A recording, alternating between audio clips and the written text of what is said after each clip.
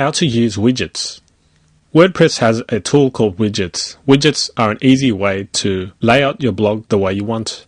So let me show you an example. What you see on the right here is controlled by the widgets tool. So I can remove any of these sections if I'd like.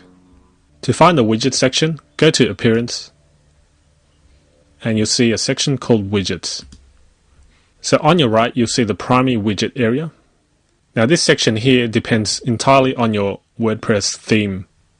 Some themes will have less widget areas and some will have more. With this default WordPress theme, I've got 6 areas which I can customize. The primary widget area is basically the area on the right that you see here. So let's say I want to remove the search box, which is located here. All I need to do is drag this out of the primary widget area. And you can see now it's disappeared.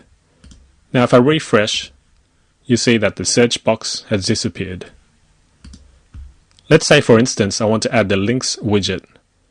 All I need to do is drag it and place it wherever I want.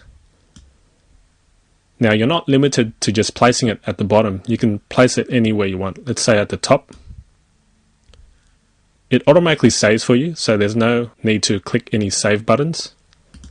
If I click refresh, you can see the links now.